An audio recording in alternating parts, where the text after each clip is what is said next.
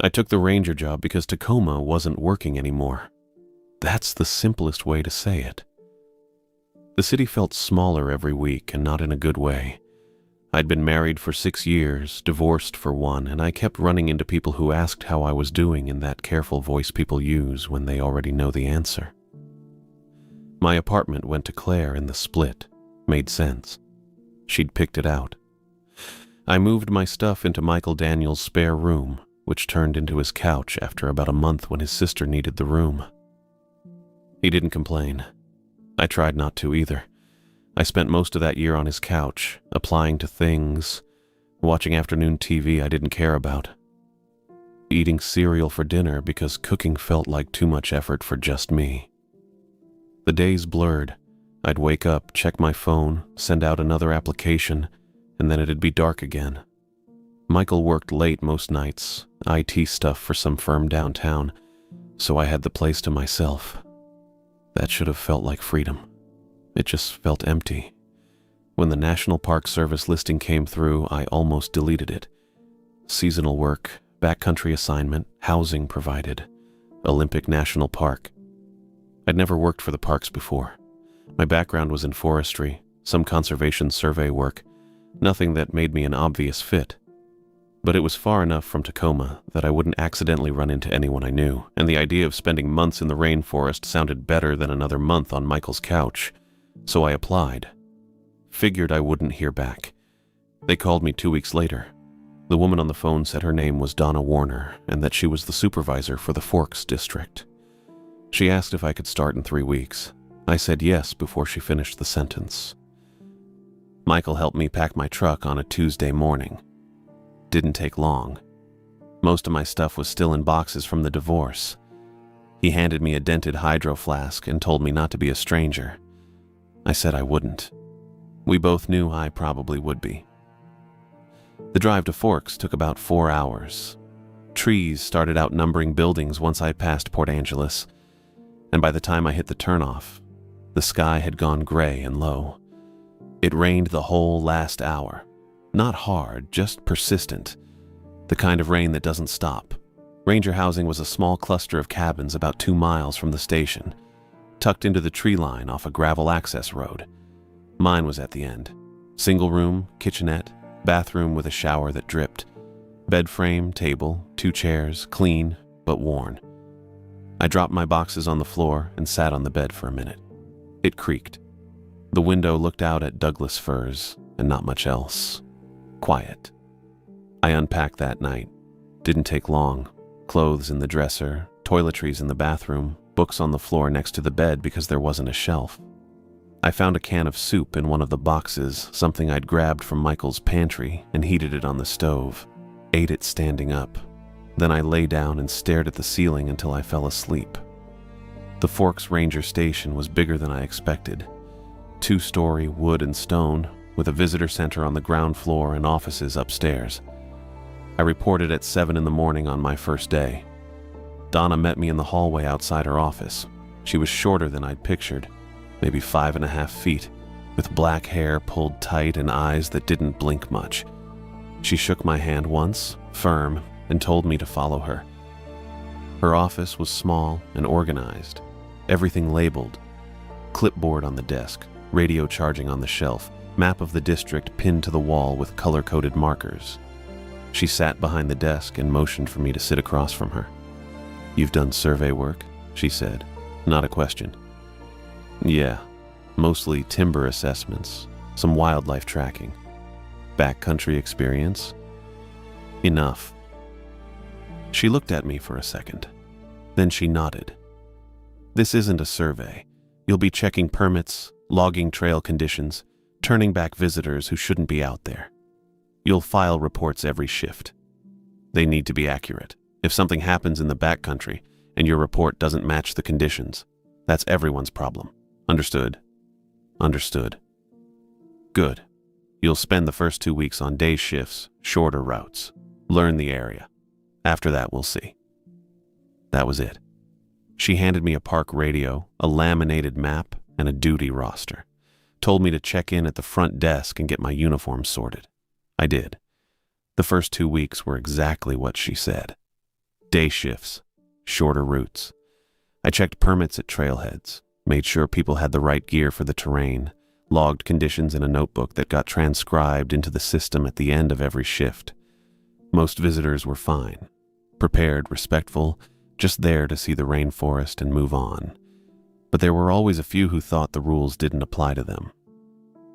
A guy in sandals and a tank top told me he didn't need a permit because he was only going a few miles. I explained that a few miles into the Ho corridor still required a permit. He argued. I didn't budge. He left annoyed. A family with a kid, maybe 6 years old, wanted to hike to the glacier overlook. It was a 12-mile round trip with elevation gain and weather coming in. I suggested a shorter trail. The dad got defensive. Said they knew what they were doing. I told him the park required certain gear for that route and asked to see it. They didn't have it. He called me a bureaucrat. I let him. They turned back. That kind of thing happened maybe 3 or 4 times a week. People treated the easy access like it meant easy consequences. It didn't. The forest didn't care if you thought you were tough. I learned the rhythm fast. Radio check-ins every 2 hours, report trail conditions, visitor counts, anything unusual. File the written log at the end of shift. Make sure the paperwork lined up with the radio calls. Donna reviewed everything. I don't know if she slept. Every report I filed came back with notes. Small things. A time that didn't match. A trail marker I'd logged wrong. She didn't yell, just corrected. It kept me sharp. The other rangers were fine. Polite but busy. I didn't push for conversation. I was there to work, and they seemed to appreciate that I didn't slow them down. I ate lunch alone most days, usually in my truck or at a trailhead bench. Dinner was back at the cabin. Soup, sandwiches, whatever I could make without thinking about it. I called Michael once, told him I was settling in. He asked if I liked it. I said it was different. That was true enough. After 2 weeks, Donna called me into her office again. Same setup. Clipboard, radio, map. She told me to sit. "You've been consistent," she said. "No complaints. Paperwork's clean. Thanks. I'm moving you to longer shifts, deeper routes. The backcountry work we can't handle from a desk." She paused, looked at the map on her wall. "Melvin Calderon is going to train you. He's been here 5 years, knows the corridors better than anyone. You'll shadow him for the next week, maybe 2. Learn the protocols. After that, you'll run routes solo." I nodded. "When do we start?" "Tomorrow, 0600. He'll meet you at the North Trailhead." "Got it." She handed me a new duty roster, longer shifts, routes I hadn't run yet, names I didn't recognize. I folded it and stood. "Emmett," she said. I stopped. "Out there, mistakes compound. If something feels wrong, you report it. You don't wait. You don't assume it'll resolve itself." "Understood." She nodded, dismissed me. I left the station and drove back to the cabin, sat at the table and looked at the new roster. Tomorrow I'd meet Melvin. Tomorrow the real work started. I should have felt nervous. Mostly I just felt ready. Ready to be somewhere that wasn't Tacoma. Somewhere the rules were clear and the work mattered and I didn't have to explain why I was starting over. I made dinner, went to bed early, set my alarm for 5.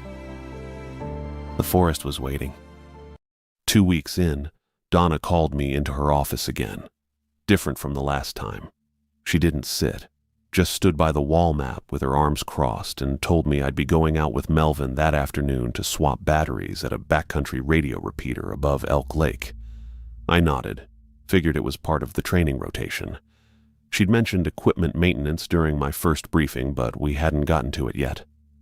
6 miles in, she said. Steep grade the last 2. You'll carry the fresh batteries. Melvin knows the route. Got it. She looked at me for a second. Not unfriendly, just measuring. He'll brief you on protocols when you're out there. Listen to what he says. I will. Good. She handed me a printed route sheet with elevation markers and GPS coordinates. Meet him at the Ho River Trailhead at 1300. Don't be late. I wasn't. I got there at 12:45. Melvin was already waiting by his truck, a green Park Service F-250 with mud caked halfway up the doors. He was maybe 5'11", solid build, the kind of guy who looked comfortable in boots and a weathered cap. He didn't smile when I walked up, but he wasn't cold either, just direct. "You bring water?" he asked. I held up my pack. 3 liters. "Good. We'll be out 4 hours, maybe 5 if the trail's bad." He opened the bed of his truck and pulled out a black nylon case about the size of a shoebox, heavy from the way he handled it. "Batteries. You carry these. I've got the tools." He passed the case to me. I clipped it to the outside of my pack and tightened the straps. "Let's go," he said. We started up the Hoh River Trail just after 1. The first mile was easy. Flat, mostly, with the river running loud and fast to our left. Moss hung thick on everything. Branches, rocks, fallen logs. The kind of green that looked fake if you weren't used to it. I was still getting used to it. Melvin didn't talk much, just kept a steady pace, boots hitting the trail in a rhythm that felt automatic. I followed about 10 feet behind, trying to match his stride, trying to look like I belonged out there instead of feeling like the new guy tagging along. I'd done trail work before, surveys mostly, counting saplings, marking invasive species, that kind of thing. But this was different. The weight of the pack felt different. The quiet felt different. The fact that we were 6 miles from the trailhead and nobody else was out here felt different. I didn't say any of that, just kept walking. Around mile 2, the trail started climbing. Not bad at first, but steady. My breathing got heavier. Melvin's didn't. He just kept that same pace. Boots finding holds on roots and rocks without looking down. I focused on my footing, on keeping up, on not tripping over something stupid and proving I didn't know what I was doing. The trees got thicker, taller. The light came through in patches now, gray-green and soft. Everything smelled like wet bark and dirt. We hit mile 3 and Melvin stopped. I almost walked into him, caught myself a step back and adjusted my pack straps. Figured he was checking the route or taking a water break. He wasn't doing either. He just stood there for a second, looking at the trail ahead. Then he turned and reached into his vest pocket. "You got a minute?" he asked. "Yeah." He pulled out a laminated card, about the size of an index card, maybe a little bigger.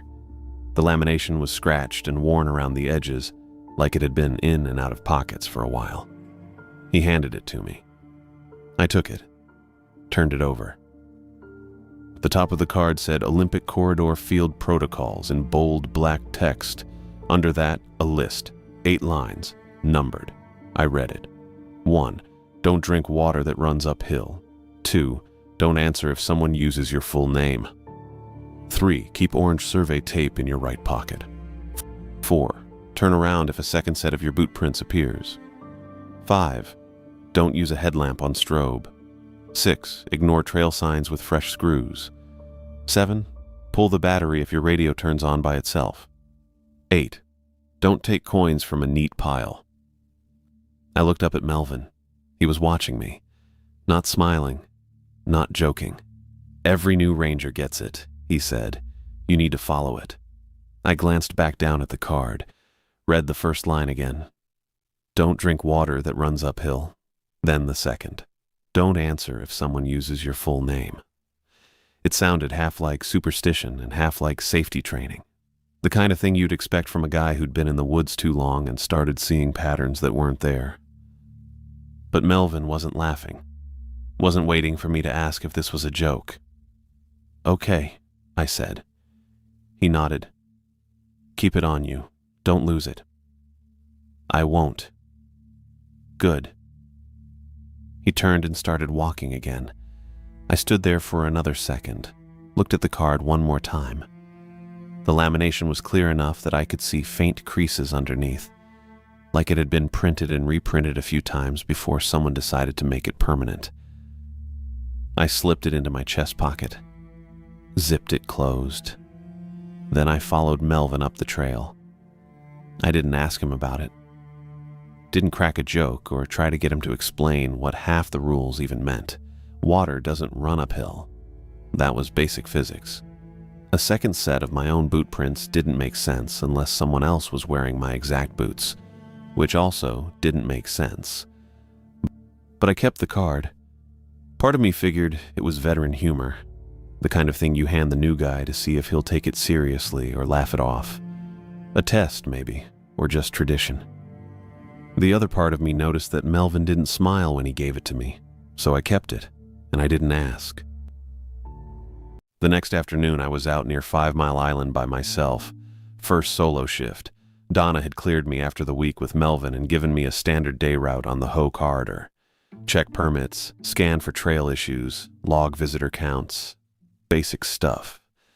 The morning had been quiet. I'd checked 3 groups by noon, all with proper permits and decent gear. One couple asked about bear activity and I told them what I knew, which wasn't much yet. They thanked me and kept walking. Around 2, I was maybe half a mile past the island when I spotted the spur trail. It wasn't on my map. I stopped and pulled the laminated sheet from my chest pocket to confirm. The main trail ran straight here. No offshoots marked. But there it was, branching left into the trees with a wooden sign at the entrance.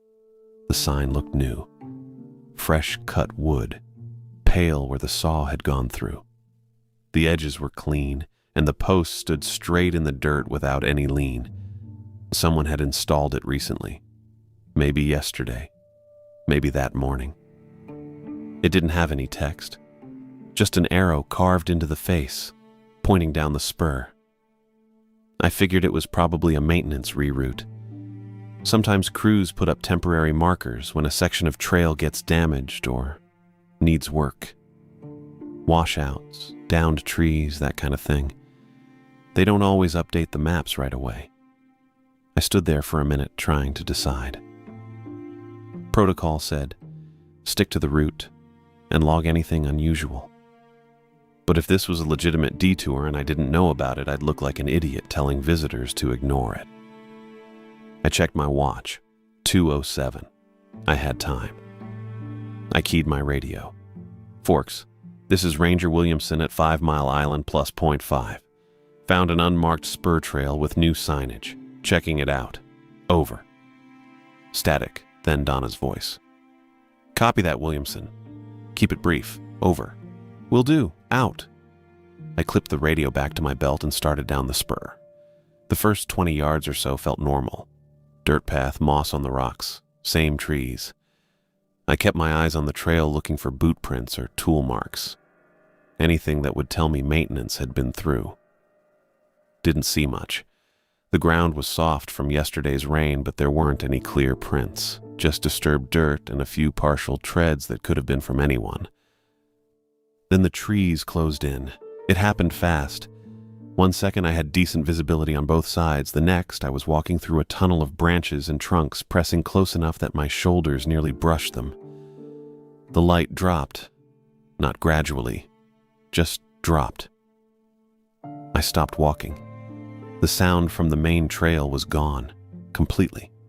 I'd only been walking for maybe a minute. Maybe 90 seconds tops. I shouldn't have been far enough away to lose the ambient noise.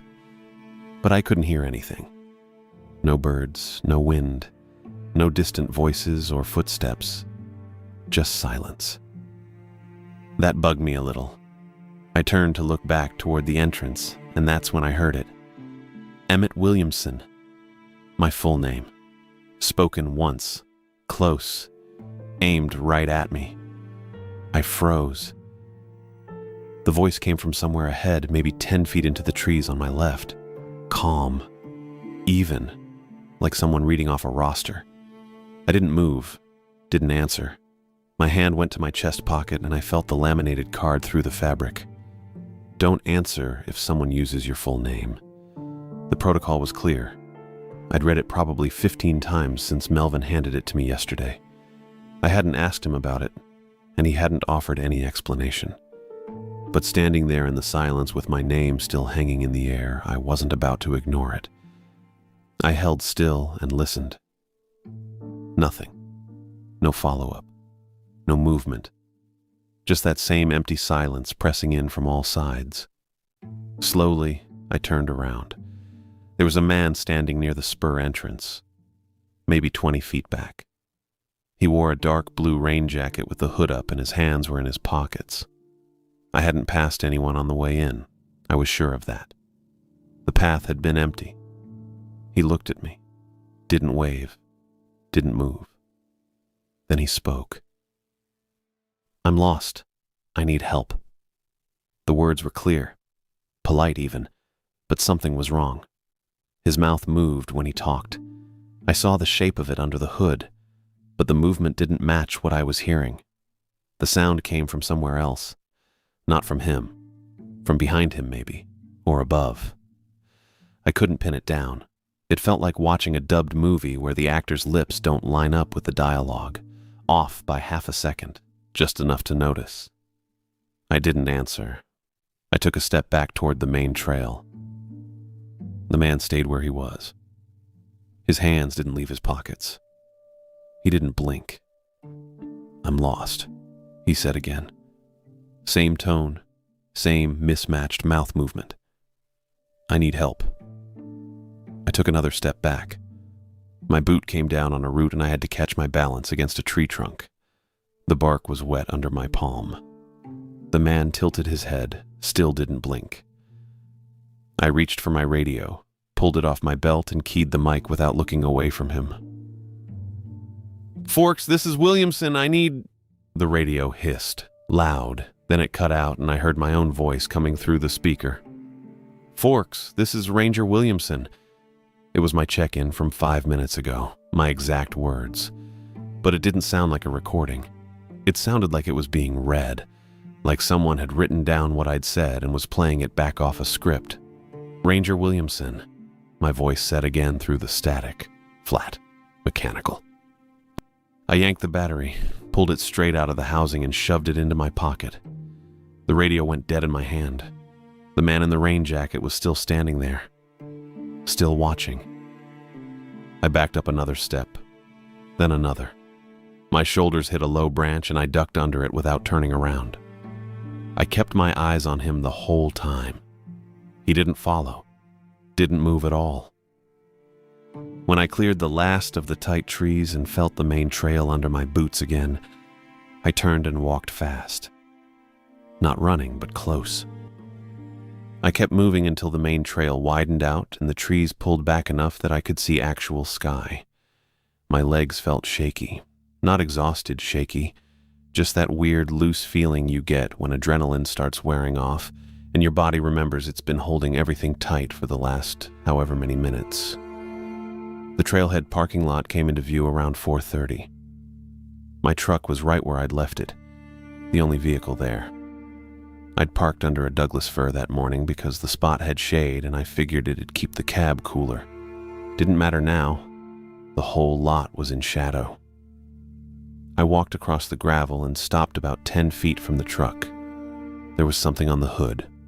A stack of coins. Quarters, I think, even from that distance. Arranged in a neat little tower right in the center of the hood, directly over where the engine block would be. The metal caught the last bit of daylight coming through the trees. I didn't move for a second. Just stood there with my pack still on and the dead radio in my hand and the battery in my pocket. The quarters were wet, not damp. Wet. Like someone had just pulled them out of the river and stacked them there without drying them off first. Water pooled around the base of the stack, a small dark circle on the green paint of the hood. I walked closer, stopped about 3 feet away. The stack was perfect. Every coin lined up exactly, edges flush, no lean, no wobble. Just a straight tower of wet quarters sitting on my truck like someone had taken their time to get it right. I counted them automatically. Didn't touch them, didn't get closer, just counted from where I stood. 8. I don't know why that number stuck in my head. It just did. 8 quarters. $2. Sitting on my hood in the middle of an empty parking lot after I just walked away from a man who didn't blink and a radio that played my own voice back at me. The protocol card was still in my chest pocket. I could feel the edge of it through the fabric. Rule number 8. Don't take coins from a neat pile. I walked around to the driver's side without touching the hood, got my keys out, unlocked the door and climbed in, shutting it harder than I needed to. The sound echoed across the empty lot. I sat there for a minute with my hands on the wheel, staring through the windshield at the stack of quarters. They were still there, still wet, still perfectly aligned. I started the engine and backed out slow, watching the hood the whole time. The coins didn't move, didn't slide or tip or fall. They just sat there. I put the truck in drive and left. The Forks Ranger Station was 23 minutes from the Hoh River trailhead if you didn't speed. I made it in 19. Donna's office light was still on when I pulled into the lot. I parked in the first spot I saw, grabbed my pack, and headed inside. The front desk was empty. Sharon, or maybe it was Sandra, I could never remember which, must have gone home already. I walked past and down the hall to Donna's door. It was open. She was at her desk with a tablet in front of her, scrolling through something. She looked up when I knocked on the frame. "Williamson, I need to report something," I said. She set the tablet down. "Come in." I stepped inside and closed the door behind me. Stood there for a second trying to figure out where to start. "Sit," Donna said, nodding at the chair across from her desk. I sat, dropped my pack on the floor next to me. The dead radio was still in my hand and I set it on the edge of her desk. Donna looked at the radio, then at me. "What happened?" Not a question, just a flat statement. "I found a spur trail," I said. "Half a mile past 5 Mile Island. It wasn't on the map, had a new sign, just an arrow, no text. I radioed you around 1400 to report it." "I remember," Donna said. "You said you were checking it out." "I did. I walked maybe 60, 90 seconds in. The trees got tight and all the sound cut out. Then someone said my full name from the trees on my left." Donna's expression didn't change. She just watched me. "I didn't answer," I said. "I remembered the card Melvin gave me. Rule 2. Don't answer if someone uses your full name." "Good," Donna said. Then I turned around and there was a man at the trail entrance, blue rain jacket, hood up. I didn't pass him on the way in. He wasn't there before. "What did he do?" "He said he was lost and needed help, but his mouth didn't match the words, like the sound was coming from somewhere else, not from him. I stepped back and tried to radio you. The radio started playing my own voice back at me, my check-in from 5 minutes earlier. So I pulled the battery." I nodded at the radio on her desk. Donna picked it up and turned it over in her hands, checking the empty battery compartment. "You followed protocol," she said. "Yeah." "Did you step onto the spur?" I hesitated. "Yeah, I did." Donna set the radio down. "How far?" "Maybe 100 feet, not more than that. Landmarks." "What was near the entrance?" I thought back. "There was a fallen cedar about 10 yards before the spur on the right side of the main trail. Big one, moss all over it. The spur branched left, maybe 20 feet past that." Donna picked up a pen and wrote something on a notepad. "Anything else?" "When I got back to the trailhead, there were coins on my truck. Quarters. 8 of them stacked on the hood, wet, like someone pulled them out of the river." "Did you take them?" "No." "Did you touch them?" "No. I counted them and left." Donna wrote again. Then she set the pen down and looked at me. "Melvin's been moved to administrative duty for the week. He's at the Port Angeles office doing paperwork and training updates." That hit me weird. I stared at her. "When did that happen?" I said. "Monday." "That's not right," I said. "I was with Melvin yesterday. We swapped batteries at the Elk Lake repeater." Donna's face stayed flat. No surprise, no confusion, just that same controlled expression she always had. "Melvin hasn't been in the field since Sunday," she said. "Check your duty roster. You ran Elk Lake solo on Tuesday." I opened my mouth, closed it. My chest felt tight. "I was with him," I said. "He gave me the protocol card on the trail. He told me every ranger gets one. "You have the card," Donna said. I pulled it out of my chest pocket and held it up. Donna nodded once. "Then you have it. That's what matters." She didn't explain. Didn't tell me I was wrong or mistaken or confused. Just moved on. "You're assigned to Lake Crescent tomorrow," she said. "Morning patrol, standard route. Check permits, log conditions, file your report by 1600. Any questions?" I sat there holding the protocol card. My brain felt slow. "No," I said. "Good. Get some rest. You can requisition a new battery from supply before you leave." That was it. She picked up her tablet again and went back to scrolling. I stood up, grabbed my pack, and walked out. Left the dead radio on her desk. I stopped by supply and got a new battery from a kid whose name I didn't catch. He didn't ask why I needed it, just handed it over and had me sign a sheet on a clipboard. The drive back to my cabin took 15 minutes. The sun was almost down by the time I pulled onto the gravel access road. My cabin was at the end, same as always. One room, kitchenette, bathroom with the dripping shower. I unlocked the door and dropped my pack on the floor. Sat down at the table without turning on the lights. Melvin had been with me yesterday. I remembered it. The hike, the battery case clipped to my pack the way he'd stopped at mile 3 and pulled out the card. The scratched lamination, the bold text at the top. Olympic Corridor Field Protocols. Donna said he'd been in Port Angeles since Monday. I pulled the card out again and set it on the table in front of me. Stared at it in the dim light coming through the window. The rules were real. I knew that now. Not a joke, not a test. Melvin had been serious when he handed me the card, and I'd followed Rule 2 today without thinking about it. Just heard my full name and didn't answer. But if Melvin hadn't been with me yesterday, then who had? I didn't have an answer for that. I got up and heated a can of soup. Ate it standing at the counter because sitting felt wrong. My legs were still shaky. I kept seeing the man in the blue rain jacket, the way he tilted his head without blinking. The mismatched mouth and voice, the 8 quarters on my hood. I washed the bowl and left it in the dish rack. Went to the bathroom and brushed my teeth. Came back out and lay down on the bed fully clothed with the lights still off. Sleep didn't come easy. I kept replaying it. The rain jacket, the voice, the sound cutting out on the spur trail. The radio playing my own words back at me in that flat, wrong tone. And Melvin. Or whoever I'd hiked with yesterday.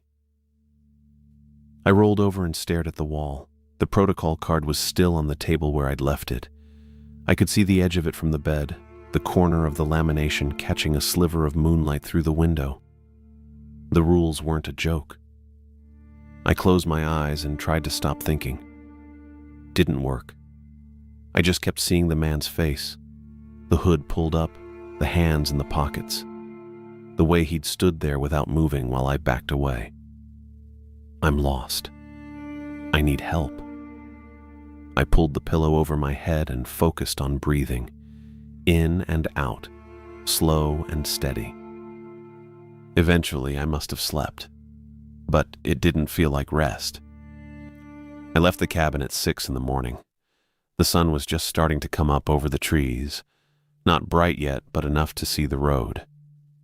I loaded my pack into the truck and checked the radio 3 times before starting the engine. New battery, fresh clip, nothing weird. The drive to Lake Crescent took 40 minutes. I passed through forks with the windows cracked and cold air coming in that helped keep me awake. I'd slept maybe 4 hours total, broken up into chunks where I'd wake up thinking about the man in the blue rain jacket or the quarters on my hood.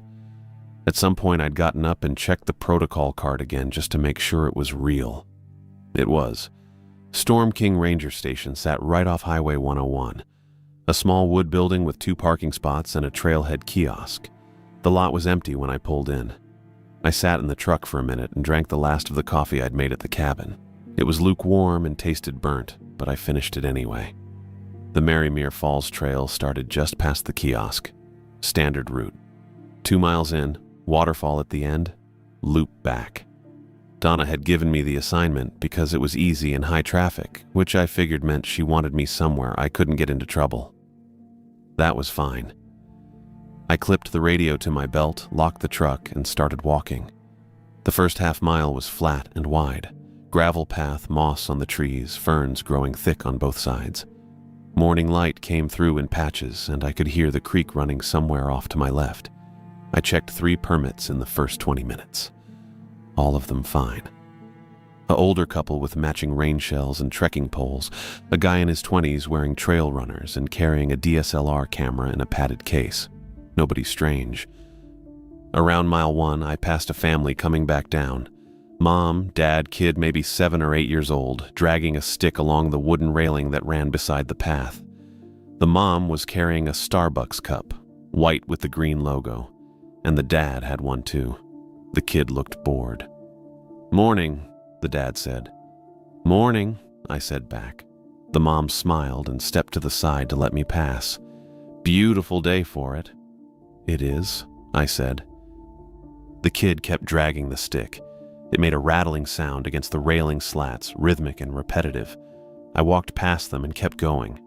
That interaction felt so normal it almost made yesterday seem impossible. Just regular people doing regular tourist stuff. Starbucks cups and bored kids and polite small talk. I wanted to believe that meant the corridor wasn't as bad as I thought, that maybe I'd overreacted or misread something. But I didn't believe it. I just kept walking and stayed sharp. At mile 1.3, the trail curved right and started a gentle climb. The trees got taller and the underbrush thinned out a little. I saw another hiker ahead, maybe 50 yards up, but they turned a corner and disappeared before I got close. That's when I saw the sign. It was on the left side of the trail, maybe 10 feet in. Wooden post, rectangular board nailed across it. The word "detour" carved into the wood in clean block letters. An arrow pointing left into the trees. I stopped walking. The post was straight, no lean. The wood looked fresh, pale where it had been cut, and the screws holding the board to the post were bright silver. Phillips head, 4 of them. No rust, no dirt, no weathering at all. I touched the protocol card in my chest pocket through the fabric. Rule 6, ignore trail signs with fresh screws. I stood there for probably 30 seconds, just looking at it. The arrow pointed into thick trees with no visible path. I didn't see any boot prints in the dirt leading that direction, no trail markers, nothing. I walked past it and stayed on the main trail. My heart was beating harder than it should have been for the grade I was climbing, but I kept my pace steady and didn't look back.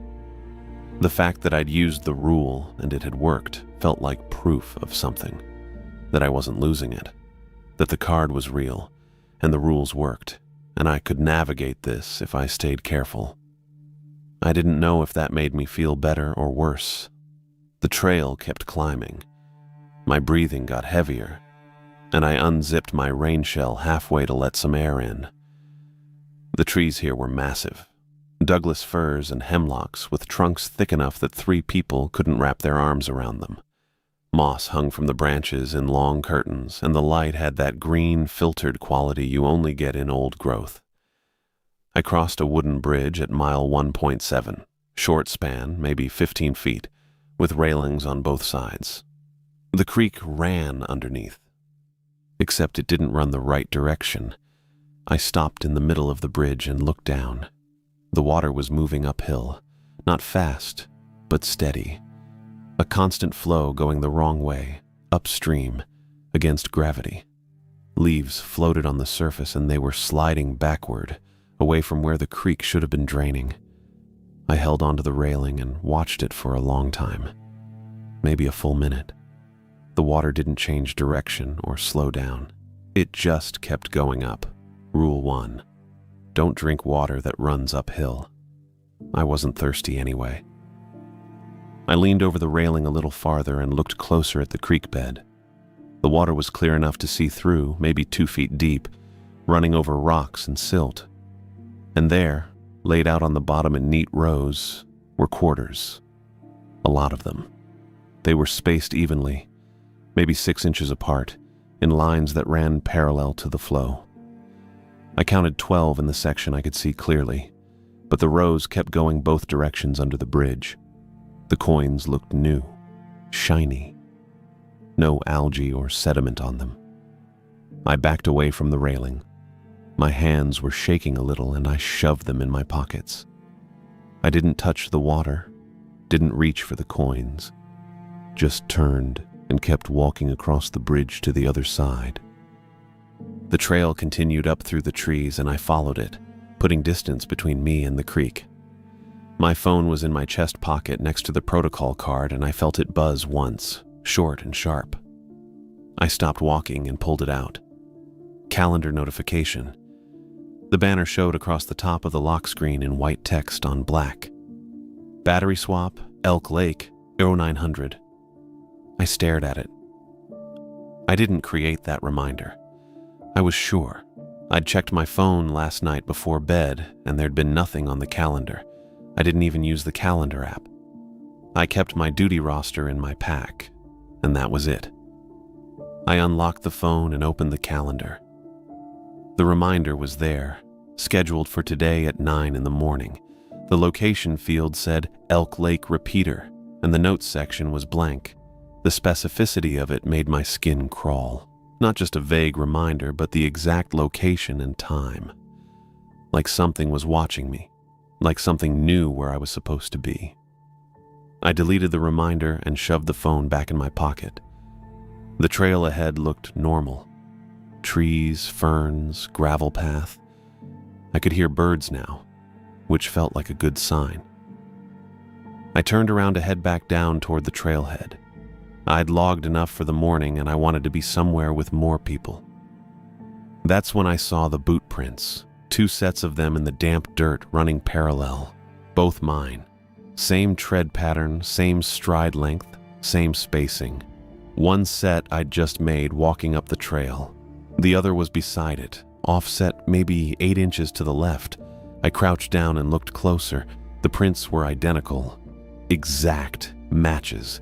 They ran together for about 10 steps, and then the second set just stopped. No fade out, no scuff marks, no indication of someone stepping off the trail. They were just there, and then they weren't. I stood up and touched the protocol card again. Rule 4. Turn around if a second set of your boot prints appears. I turned around and started walking back the way I'd come without looking at the prints again or trying to figure out where they'd gone. I turned around and started walking back. The trail looked normal. Same gravel path, same moss on the trees, same ferns crowding the edges. I kept my pace steady and my breathing even. My hands were still shaking a little from the quarters in the creek and the phone notification I didn't set. But I shoved them in my pockets and focused on putting one boot in front of the other. The bridge came up after maybe 2 minutes. Same 15-foot span, same railings on both sides. I didn't look over the edge at the water. Didn't want to see if it was still running uphill or if the coins were still down there in their neat rows. I just crossed and kept moving. That's when I noticed the scratch. It was on the left railing, maybe halfway across the bridge. A fresh gouge in the wood, pale and bright, where something had scraped deep. The edges were sharp and clean. I stopped and stared at it for a second. I'd crossed this bridge maybe 10 minutes ago, and I was pretty sure that scratch hadn't been there. I would have noticed. I notice things. That's the job. I touched the gouge with my thumb. The wood was dry and splintered. Fresh. Really fresh. I pulled my hand back and kept walking. Past the bridge, the trail curved left and started descending. The trees were still massive, still covered in moss. Light came through in patches. Everything looked right. But that scratch bugged me. Not impossible that I'd missed it the first time, just unlikely. I reached into my right pocket and felt the roll of orange survey tape. Rule 3. Keep it in your right pocket. I'd been carrying it since Melvin gave me the card and I hadn't used it yet. Hadn't needed to. I needed to now. There was a fern about 3 feet tall growing next to a Douglas fir on my left, maybe 10 yards past the bridge. Big fronds, bright green, wet from yesterday's rain. I pulled off a length of tape, maybe 8 inches, and tied it around one of the fronds in a simple, overhand knot. The orange stood out sharp against the green, unmistakable. I kept walking. The trail descended steady and easy. My breathing evened out. I passed a fallen log covered in moss and shelf fungi, past a cluster of sword ferns taller than my waist, past a tree with a trunk so thick I couldn't see around it. Everything normal, everything fine. Then I saw the orange tape. It was tied around a fern frond on my left, next to a Douglas fir. Same knot, same length of tape, same fern. I stopped walking. I stood there and stared at it for probably 30 seconds. The tape moved a little in the breeze. The knot was exactly how I'd tied it. Overhand, pulled tight, with the tail end sticking up at an angle. I turned around slow and looked back the way I'd come. The trail stretched behind me, descending into the trees. No bridge visible, no landmarks I recognized. Just trail. I turned forward again. The fern with the orange tape was maybe 6 feet in front of me. I'd been walking in a straight line. Hadn't turned around, hadn't backtracked, hadn't left the trail. I'd walked for maybe 5 minutes, steady pace, downhill the whole time. And I was back at the same fern. My heart rate picked up. I reached into my chest pocket and touched the protocol card through the fabric. Rule 4. Turn around if a second set of your boot prints appears. I looked down at the trail. The gravel was damp and soft in places, and I could see prints. Mine. Boot treads going both directions, coming and going, overlapping in spots. I turned around and started walking the other direction. Fast. Not running, but close. The trail climbed now. My legs burned a little and my breathing got heavier. I kept my eyes on the path and didn't look at the trees, didn't look at the ferns, just focused on moving forward and getting out. That's when my radio turned on. The click was loud in the quiet, sharp and metallic. I looked down at my belt and saw the radio clipped there, and the little green light on top was glowing. Active, receiving. I'd pulled the battery. I'd pulled it after the phone notification, shoved it in my pocket, left the radio dead on my belt. I was sure. I remembered doing it. I reached for the radio and flipped it over. The battery compartment was closed. I popped it open with my thumb. The battery was inside. Seated firm, contacts aligned, locked in place. Static hissed from the speaker. Then a voice came through. "Williamson, this is Calderon. You copy?" It sounded like Melvin. Same steady tone, same cadence. Same way he said my name with the emphasis on the first syllable. I didn't key the mic. I just held the radio and listened. "Donna wants you back at the station," the voice said. "She's got some questions about your report. About the spur trail and the man in the blue jacket." I hadn't filed a report yet. Donna knew what I'd told her yesterday in her office, but I hadn't written anything down, hadn't logged it in the system. "She's also wondering about the quarters," the voice continued. "The 8 you found on your hood, and the ones in the creek." I stopped walking. I hadn't told Donna about the quarters in the creek. Hadn't told anyone. I'd seen them maybe 15 minutes ago, and I'd been alone since then. "Come on back," the voice said. "It's fine. Just need to clear some things up. Michael's worried too. Says you haven't called since you moved into the cabin." My hands went cold. Michael, my friend in Tacoma, who let me sleep on his couch, who gave me the hydro flask before I left. I hadn't mentioned Michael to anyone here. Not to Donna, not to Melvin, not to anyone at the station. There was no reason for anyone to know his name. "Williamson, you copy?" the voice said again. I yanked the battery straight out of the radio and threw it into the trees. Didn't watch where it landed. Just pulled the empty radio off my belt and shoved it in my pack. My hands were shaking hard now. I started moving faster. The trail climbed steeper and my boots slipped a little on wet gravel.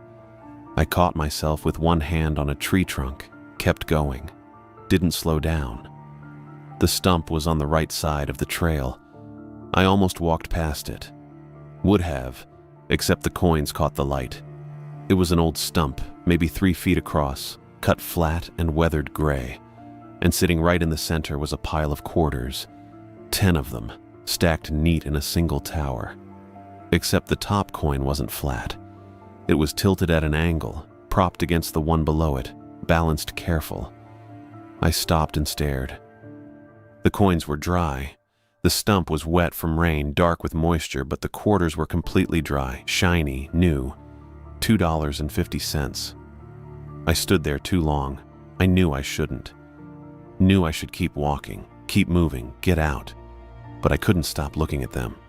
The way they were stacked. The way the top one tilted just right. The way they sat there in the center of the stump, perfectly placed. Rule 8. Don't take coins from a neat pile. I wasn't going to take them. Wasn't even thinking about it. But I kept staring, and I couldn't make myself look away. That's when the sound cut out. Not gradual, not fading, just gone. All of it.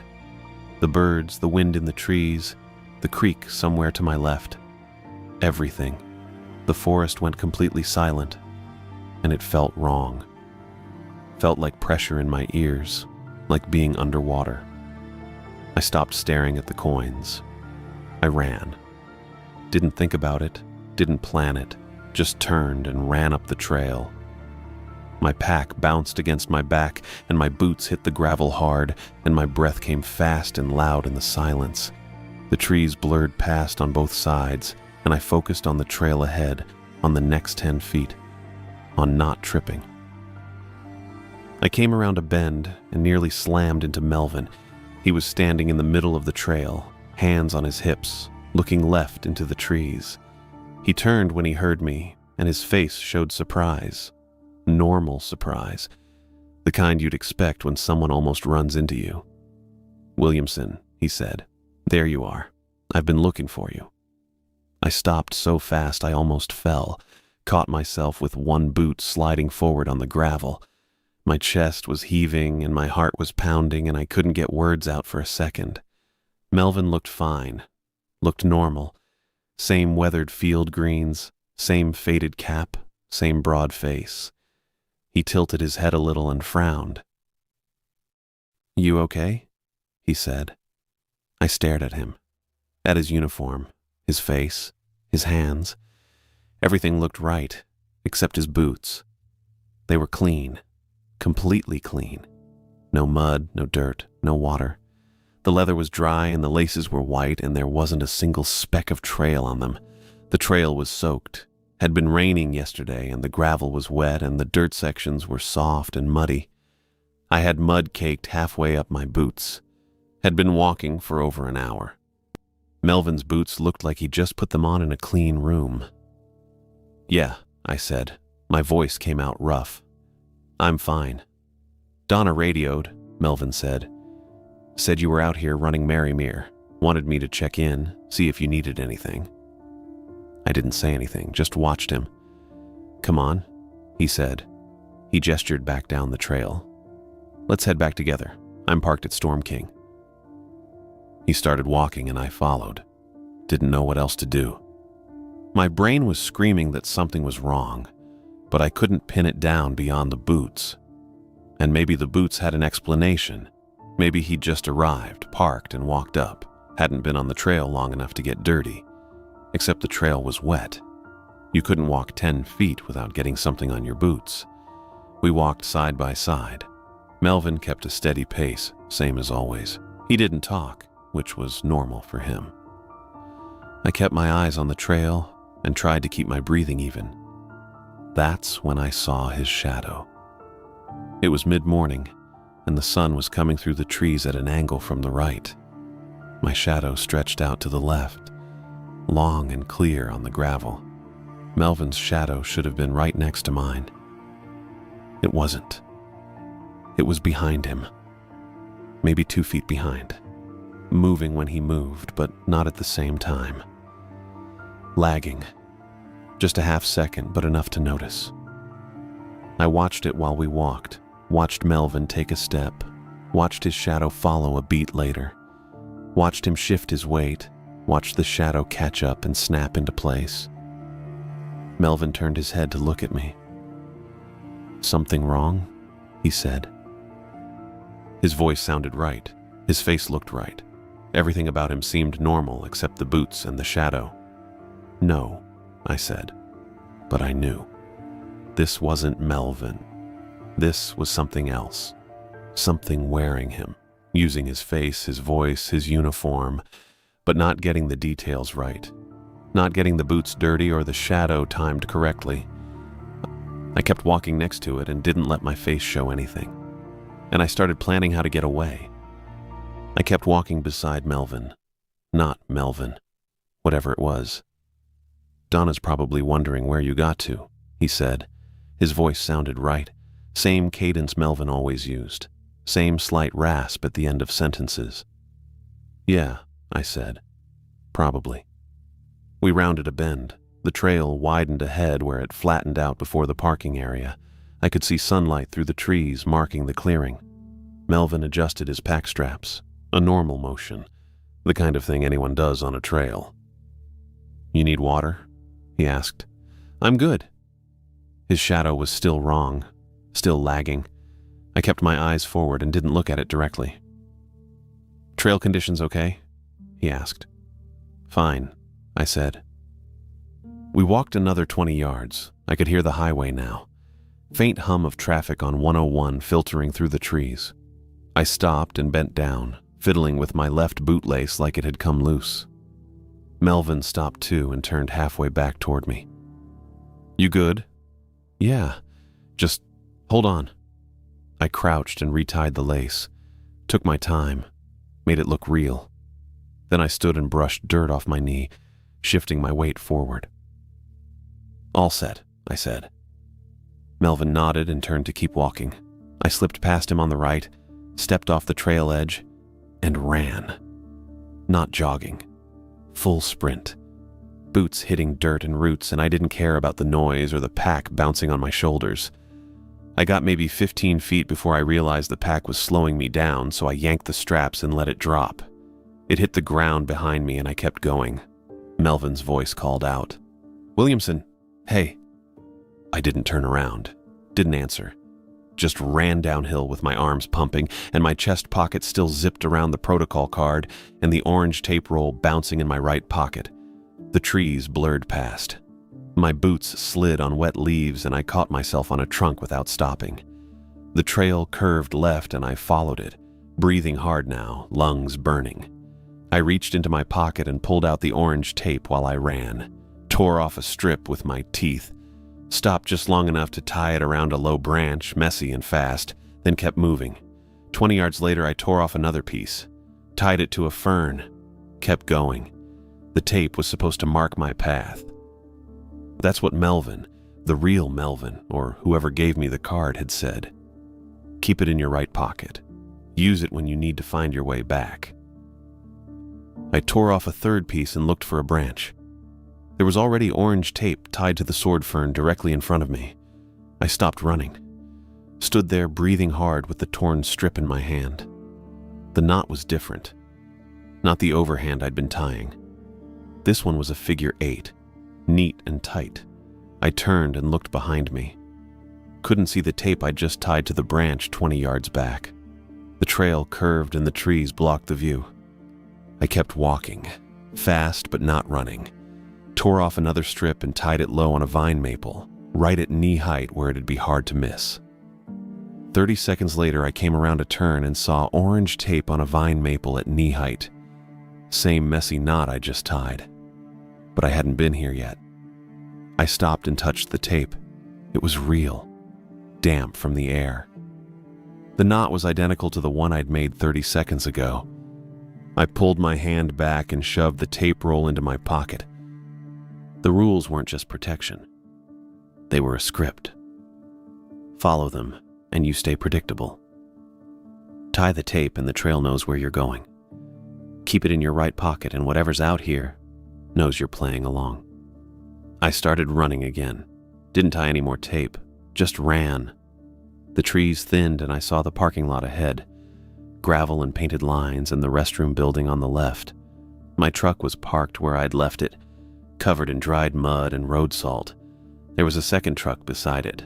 Same make, same model, Ford Ranger with the Park Service decal on the door, same mud pattern on the wheel wells. I stopped at the edge of the lot and stared. The second truck had a temporary paper tag in the rear window. I squinted and read the plate number. Matched mine exactly. A man stepped out from behind the restroom building. He wore the same green uniform shirt I had on, same boots, same radio on his belt. He looked at me and smiled. Professional. Helpful. "You okay?" he called. I didn't answer. He walked closer, hands relaxed, posture open. "Saw you come out pretty fast," he said. "You need a hand?" His voice sounded like mine, not identical, close enough. I backed up a step. "I'm good," I said. He stopped walking, still smiling. "You sure? You look pretty rattled." I turned and walked toward the restroom building. Not the trucks, not him, just the building. "Hey," he called. I didn't turn around, pushed open the restroom door and went inside. The men's room had 2 stalls and a sink, fluorescent light humming overhead, smelled like industrial cleaner and mildew. I locked myself in the far stall and sat on the toilet lid with my boots on the floor and my elbows on my knees. My phone was still in my chest pocket. I pulled it out and checked the signal. 1 bar. Enough. The Wi-Fi network list showed NPS Public. I connected, opened the internal Park Service app and found Donna's name in the directory. Tapped the message icon. Typed, 8 quarters on hood yesterday. Melvin on trail today, boots completely clean. At Marymere lot now. I hit send. The message showed delivered immediately. 3 dots appeared. Donna was typing. Her reply came through. "Melvin's been in Forks all week at the station. Do not approach anyone. Drive to Port Angeles Visitor Center now. No stops. Keep headlights off until you reach 101. I stared at the message. Typed back. "Which truck?" Her reply. "Yours. Mud on the wheel wells. If there are 2, take the one with dirt inside the cab." I stood up and unlocked the stall, walked to the sink and ran cold water over my hands just to feel something normal. My reflection in the mirror looked pale. Tired. I dried my hands on my pants and went back outside. The man in the uniform was gone. Both trucks were still there. I walked to the first one, mine, the one I'd driven here. Opened the door and checked the interior. The floor mats were caked with dried mud. There was a coffee-stained napkin in the cup holder and my old hydro flask wedged beside the passenger seat. I checked the second truck, opened the door. The interior was clean, floor mats spotless, no trash, no hydro flask. The air inside smelled like new plastic. I closed the door and walked back to the first truck. Got in, locked the doors, put the key in the ignition and started the engine. The radio turned on by itself. No static, just my own voice coming through the speaker. "Don't drink water that runs uphill." I reached for the power knob. It was already turned to the off position. My voice kept going. "Don't answer if someone uses your full name. Keep orange survey tape in your right pocket." I popped the radio faceplate and pulled it off. The wiring behind it looked normal. No battery, no obvious power source. "Turn around if a second set of your boot prints appears." I yanked the wiring harness out of the back of the unit. The voice didn't stop. "Don't use a headlamp on strobe." I shoved the truck into reverse and backed out of the spot. The second truck was still parked beside the empty space. I didn't look at it. I drove toward the exit. The radio kept reciting, "Ignore trail signs with fresh screws. Pull the battery if your radio turns on by itself. The access road curved through trees, one lane, gravel, and potholes. Don't take coins from a neat pile. The highway was a quarter-mile ahead. I could see the intersection where the access road met 101. I reached up and pulled the headlamp off my belt, the small LED one I carried for emergencies, clicked it on and switched it to strobe mode, aimed it into the rearview mirror. The flashing started, bright white pulses, 1 per second. The trees outside the window shifted, not swaying, shifting, like they were adjusting position between flashes. Something slammed into the tailgate, hard enough to rock the truck forward. I looked in the mirror. The second truck was behind me, headlights off, flickering, there and not there between the strobe pulses. I pressed the gas, and the engine roared. The intersection was 50 yards ahead. The second truck flickered again, closer, then farther back, like it couldn't hold position. I hit the highway and yanked the wheel left onto 101, reached up and flipped the headlights on, checked the mirror. The second truck was gone. I drove north toward Port Angeles with my hands locked on the wheel and the headlamp still strobing on the passenger seat until the battery died. Donna was waiting behind the visitor center in Port Angeles when I pulled in. 2 other rangers stood with her, Benny Mercado, tall, with close-cropped hair, and a woman I didn't know. Dark braid, law enforcement uniform. I parked and got out. My legs felt shaky. "Williamson," Donna said. She didn't ask if I was okay, just looked at me and nodded toward the others. "This is Virginia Pierce, LE Ranger out of Port Angeles." Virginia nodded. "You had a rough morning." "Yeah." Donna stepped closer. "You touch anything on that trail? Take anything?" "No," I said. "I didn't." I stopped, reached into my pocket. Right pocket. Felt the tape roll and something else. Pulled out 8 quarters. They were stacked. Neat tower, sitting in my palm. "I didn't take these," I said. Donna pulled a latex glove from her pocket and snapped it on. Held out a small plastic evidence bag. "Put them in here." I tilted my hand and let the quarters slide into the bag. Donna sealed it and handed it to Benny. "They're anchors," she said. "You counted them. That was the invitation." "I didn't take them." "Doesn't matter," Donna said. "You acknowledged them. That's enough." She looked at Benny.